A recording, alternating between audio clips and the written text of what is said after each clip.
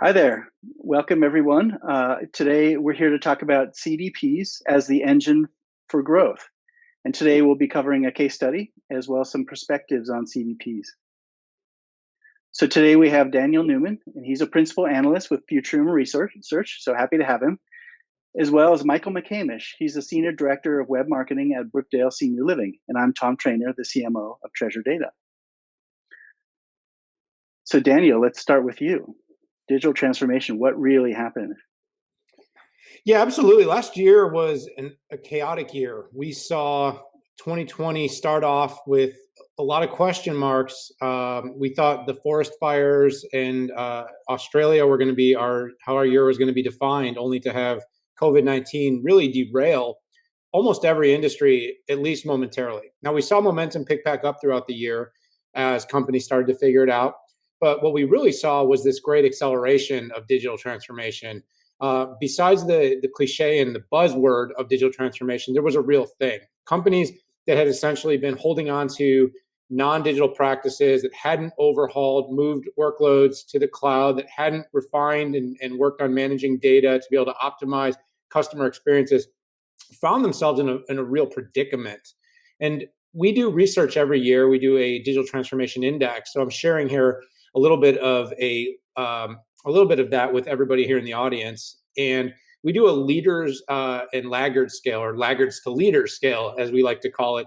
And this was something that we looked at, going into the pandemic and then after, and provided some context. But essentially, even with the pandemic and even with these great transformational changes and this acceleration, we still have this digital divide that's going on. And essentially about half of companies in the world are these early adopting or almost leading edge adopters of technology. And the other half, so it's 53 to 47 of our more than 1,000 global leaders, are really behind the curve, behind on their data management, behind on investment. And so there was a couple of things that happened. We saw the acceleration of investments in technology. And then on top of that, we saw companies that had already put the groundwork in place were able to emerge and be able to push forward.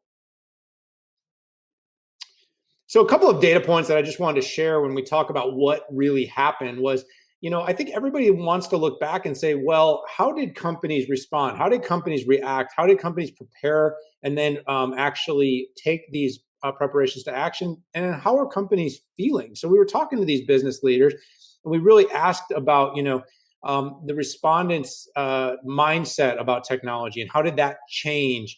And overall, digital transformation it wasn't just a cliche that it accelerated much faster. 88%. So you had 50% or so of companies considered leaders, but 88% said their mindsets were changed as a result of COVID-19. And the other thing that was really interesting, and I think everybody in this audience, I hope, really gets some benefit out of, is that organizations have started to look at what's going on in the world, look at the event, and say, this is not any longer going to be something we're going to see as derailing or putting us off or harming our future, but instead we're going to grab the bull by the horns, and we're going to see this as a moment, an inflection point in our business's history, as when we turned around, when we got our investments, maybe technology we've bought, we're going to put it to use, technology that we've been waiting on, we are going to make this investment, and then of course we're going to work very hard to bring that culture up to speed so that the adoption and adaptability to these new technologies starts to find its way to influence the outcomes of our businesses. Just a couple things that I want to wrap up as we sort of talk about this trend. And this is all going to flow into our discussion about customer data platforms in the long run, because what this really is all about, what these transformations are all about, is experience. We've seen and we've heard about the experience economy. We are hearing about how companies want to drive better experiences. Well, it starts with the ability to apply this technology. So when companies are trying to apply the technology, what we found through our research is that there's essentially about a dozen factors, but the four that stand out every year and in our most recent year is that if you're leading people, it's up to you to step up and do more. If you're looking for transformation to happen, you cannot do it without people that are capable. So those knowledgeable employees need to be on the team and on board. And then those technology partners, training, learning, education, certification, these are critical elements to coming up to speed and being able to leverage and utilize technology effective. And then, of course, adequate budget resources. no company can successfully transform without financial support. And I think that's a perfect turn, by the way, Tom, to Michael, because Yeah. hopefully he can validate a lot of what I'm saying in terms of his own transformation. Well, yeah, especially as a new category, if you don't have support from management, upper management, as well as technology partners, knowledgeable employees, and the budget, you're not going to do something like this. So yeah, I agree. So that's a great point. Thank you so much for that, Daniel. And let's turn it over now to Michael with Brookdale Senior Living and talk about their case. Hi, as Tom mentioned, I'm Michael McCamish with Brookdale Senior Living. We are, for those of you who are not familiar with us, we are the largest senior living provider in the country with over 700 communities. We're also ranked #1 in senior housing. We offer everything from assisted living communities to independent to memory care to skilled nursing. And with those, we come across a lot of technology challenges. On the next slide, we're going to see our business challenges here are that we grew through acquisition. Our company kept on buying other communities and growing our portfolio from 30 to 60 to 70 to next thing you know, we were up to over 700. And with that, we bring in a lot of different technology from those legacy companies that we purchased. And with those, we had those different communities with assisted living, memory care, people with totally different needs. So when they're coming to our website, when they're looking at our marketing material, they have different things that we need to be able to show to them. And then lastly, because of those CRMs that we merged together, we really had no visibility into the full customer journey. We saw what happened when the person came in to our CRM, but we were missing everything before that. So we didn't know what happened and what really brought you into that. So we as a marketing department really want to get down to what is that full customer journey?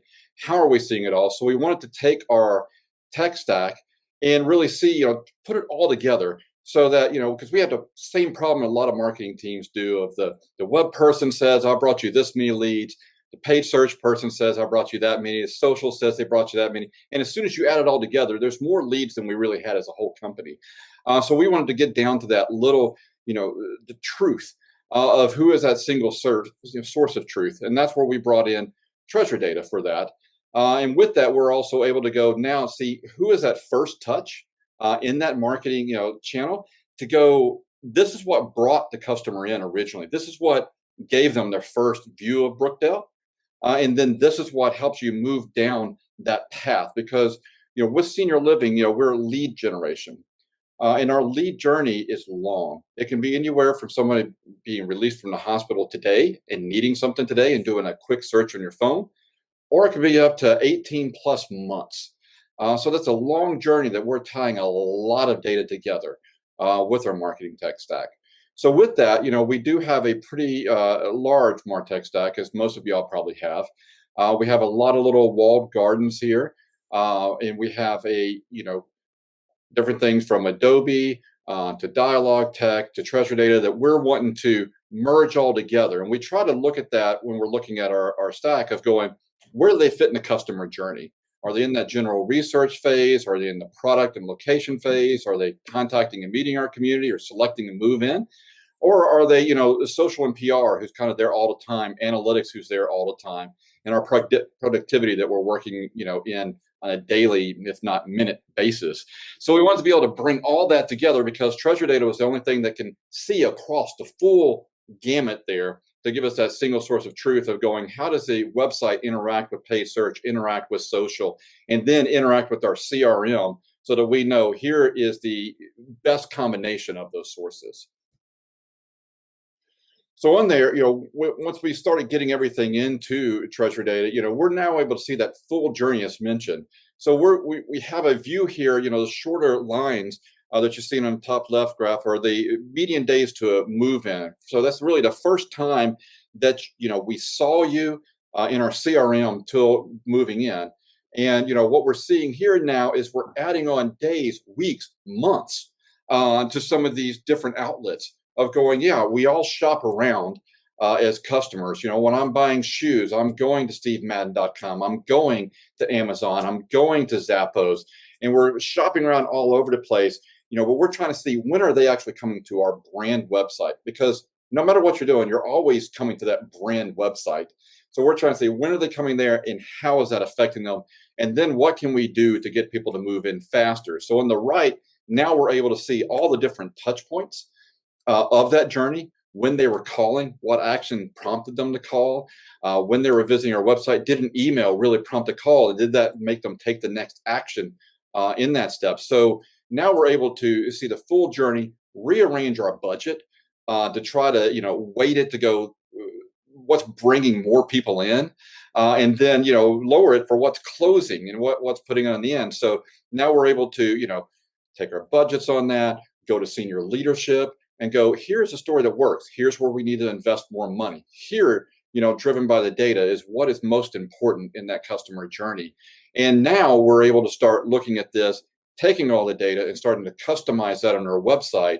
Because as mentioned, with that long journey, you don't want to constantly be feeding that start of the journey information to the person. If they're 6 months in, they've read that a few times. You want to give them something new, something that's going to help them make that next step. You're wanting this to dynamically push to our website to let us know if you're a veteran. We want to be able to show you, here are the benefits that you get as a better veteran. Here's the benefits, that can help you afford us. And give them information that's going to let them make the best decision that's going to help them in their senior years. Yeah, that's great. And as you can see, the customer data platform really sits at the center of the tech stack, and it makes the customer data usable across it. And I think, as Michael mentioned, one of the key things is they have, so acquisition. They're adding companies or communities through acquisition, and so they might have different tech stacks. So being able to connect all that data from all those different siloed systems is really important. And some of the things that we recommend considering to future-proof your tech stack with the CDP are things like CDP that's vendor agnostic. So it's able to integrate with all suites and pure play technologies on an equal footing, has fast time to value. One of the things that the CDPs have done is being able to really speed up time to value so much through pre-built connectors, templates, project accelerators, handle data at a massive scale. So you need to be able to have a company in a CDP that manages and combines millions or billions of data points daily and be able to make sense of that. Has a privacy and security focus, of course, consent, permission, secure data management. But it's also user friendly for key roles like marketing, data scientists, IT, and others. Is flexible and transparent. So schema flexible, as well as atomic level data access. So it's not obfuscated by a layer above it, as well as all inclusive. So you don't have to bring in a bunch of other different capabilities. It should include ETL capabilities, ID resolution, AI and ML, analytics, and activation capabilities. So just a little quick list for things to consider. So that's an interesting presentations both from Daniel and Michael. So now let's talk a little bit about the different perspectives. And I had a question for Daniel. So Daniel, what did you take away from Michael's story? Does anything in particular stand out? Yeah, I liked Michael's story when he was talking about kind of how people function on the internet, how they search, how they interact with content versus when they finally end up on your owned media and property, and why that's such an important part of the buyer's journey that so few people understand. We've already seen the shift of parity, right? There's been a big discussion about buyer and seller parity. We all know that the sources of truth for information exist in a whole lot of unstructured data sets that most companies just don't really know how to organize and gain access. You're building out communities and different social channels. You have search channels. You have, what blogs and articles people are reading, what background information, what review sites they've spent time on. And then finally, you get that tiny little chunk of time and effort where they finally head over to Brookdale Senior Living and they start to look at the services, the offerings. And that's really far along in the ultimate journey. Most of the time, we found that that's 70 to 90% of the way through. By the time they land on your site, they've already probably eliminated a lot of potential places that they might be looking to spend money. And so that part of the journey, though, has long been difficult to discern. It's been difficult for companies to wrap their arms around what data is available and what's the most useful data that could be available from that first 0 to 70+% of a buyer journey. So when I've practically spoken in the market and advised companies to be investing in CDP, to be considering the way that a CDP could potentially enable their business, this is exactly what I'm talking about. Now, of course, all the system of record data, things that live in your CRM and your ERP, that's all important as well. And that's going to be critical for customer experience. But when I listened to Michael, I really related to the company trying to figure out, how do we get closer to this consumer, closer to this opportunity by the time it hits our, by the time it gets in front of our eyes. So that was something that really stood out to me, and I'm really interested in hearing kind of how quickly you saw that improve as you move towards the CDP. Yeah, it was something that we were able to find in the data right away, and see, how we can make this a better experience. I mean, for instance, you come to our website, like I said, we're lead gen. So of course, there's a form, there's a call. Those are our main KPIs that we're pushing for. But once you're in our CRM, we don't want you to fill out another form. It's not helpful for you. It's not going to help the consumer make their experience. It's not going to give them more information. So we're able to target on that and allow them, show information that's going to give them the next step. And by doing that, we have been able to increase, our lead visit and move-in ratios here that we're looking at. I mean, of course, COVID, unfortunately, is hiding that a little bit in some of the data, because as we all, have had to change on this with senior living, we have different rules where local laws where we can't move certain people in and others, but we're still giving them that information that they need at a time when they need it. And that's what's so important. I had a quick question for Daniel. Why now for CDPs? Like what are the factors that are leading to this great increase in interest in this new technology? Well, I wouldn't say just why now. I mean, you can read my Forbes column, and I've been talking about this for a year. I mean, you should have done this a year ago. You should have done this 2 years ago. This isn't new. And why these last couple of years? Yeah, I mean, look, if the pandemic and the impact to your business was not disruptive enough for you to say, we need to be able to track our customers digitally more successfully and use tools to get all data sets into a single schema that can be observed across our systems of record and then utilized to upsell, cross-sell, and of course, initiate business opportunities, then I don't know what you're doing. Now, again, technology is something that every company, you go back to my 4 pillars, have different amounts of resources. But the biggest opportunities in tech, as I see it, are, of course, you got things like AI, but it's really all rooted in data. For an AI system to be valuable, you need the data, and you need the data at scale, the volumes, the availability. It needs to be in the right formats, the right schemas, the right availability. And you need to have it be pretty agnostic, which is something you talked about, Tom, across platform, because companies don't use a single tool. Companies don't, buyers don't. You've got many systems of record, you've got many tools, and that integration becomes increasingly important. But what I see with CDPs is it really is a tie together for many of these different systems, bringing many types of data that comes in many different structures and making it usable and observable across various cross platforms and cross functions of an organization. So I'd let Michael speak to this probably more than I could, but sales can extract value from CDP, marketing can extract value from CDP. Employee engagement can extract value. Operations can extract value. So you start to see this really starts to matter across the whole sphere. And don't for a minute think that all these cross functions aren't interdependent. They're very interdependent. The ability to deliver a great experience, which again is the top of the pyramid, comes down to all these things functioning together and organizations working from back office to front office in a very streamlined manner. Yeah, it is every department, because we even take it into HR. On that, we need to make sure that we always have the right people to take care of your loved ones, and we're able to use this to show the right job to the right person, so we can get that new hire coming in that's going to help our residents out. That's great, and we also see it for inventory planning, as well as and optimizing what's available in different stores, as well as for product, using the both the product usage as well as in product activations is another way. So yeah, great point. So Daniel, what are your recommendations for how companies think about building the best martech stack or marketing stack of the future? Wow. Well, I'll give mine, but Michael, I want to hear yours from a practical standpoint. So as an analyst, I look at the whole landscape of technologies. So I talk to companies like Treasure Data. I talk to all Treasure Data's competitors. I talk up and down the stacks. I talk to the Salesforce administration and the ERP. What I'm thinking a lot about is simplicity.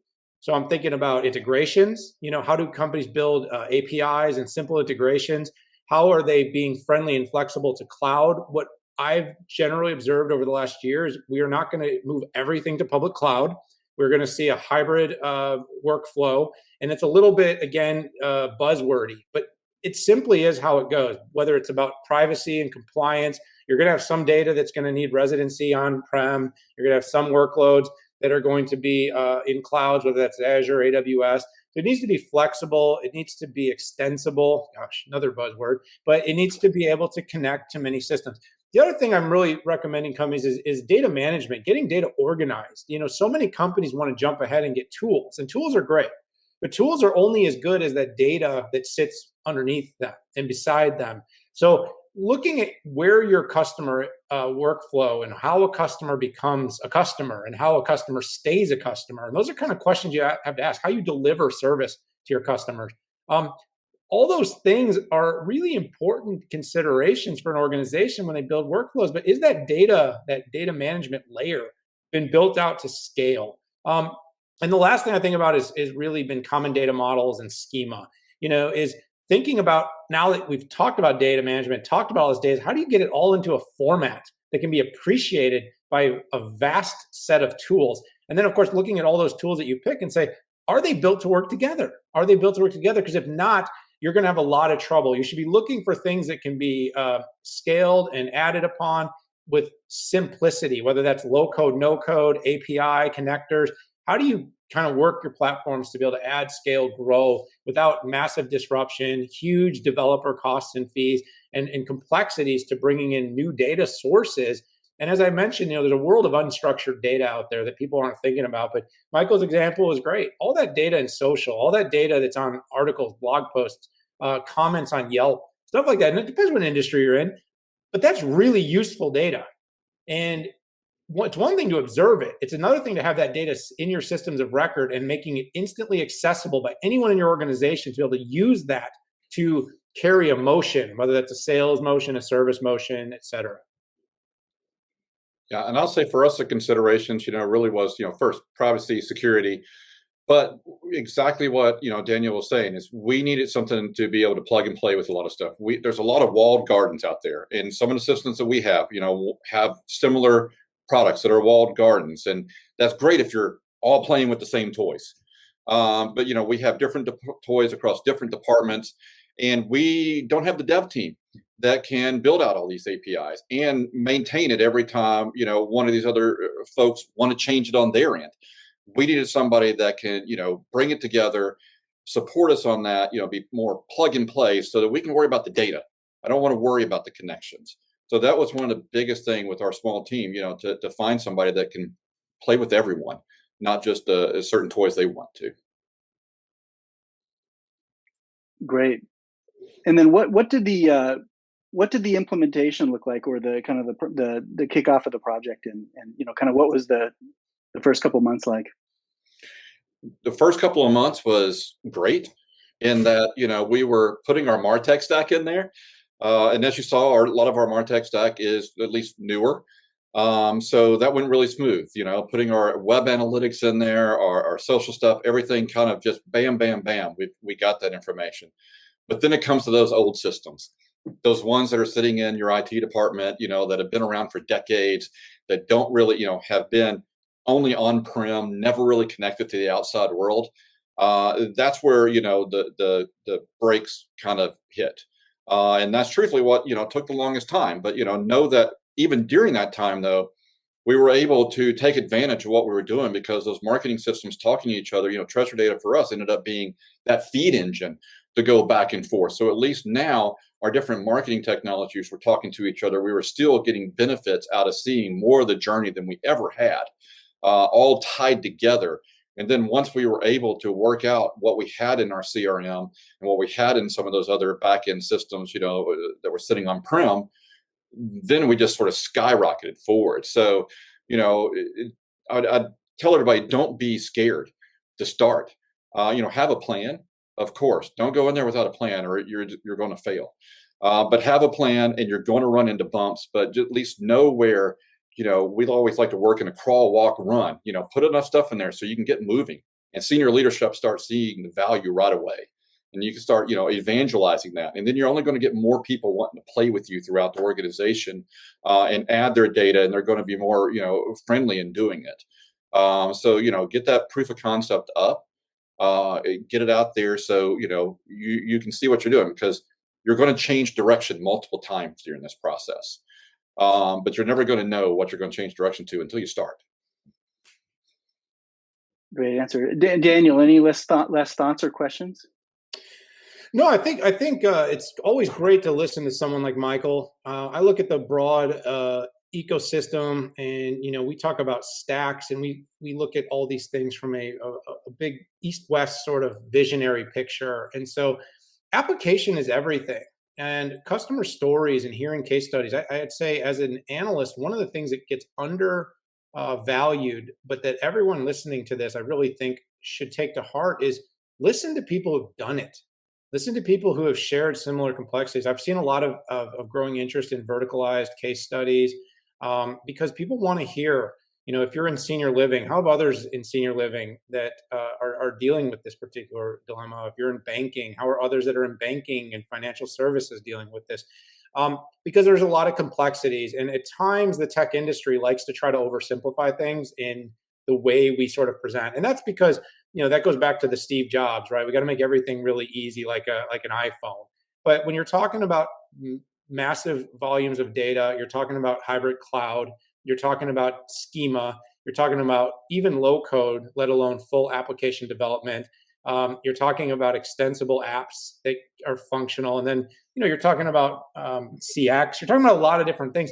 This can be dozens. This could be 12, 15, 20 different applications that are concurrently running. And it is a lot. So, take to heart the fact that those that have done it probably have a lot of good war stories, a few bandages on, but also, be careful in terms of buying the hype associated with some companies that are telling the story of a CDP versus companies that have really deep experience in delivering CDP. Because I'll wrap my thoughts up on that note, but a lot of companies are now suddenly joining the CDP discussion, but it doesn't happen overnight. Okay.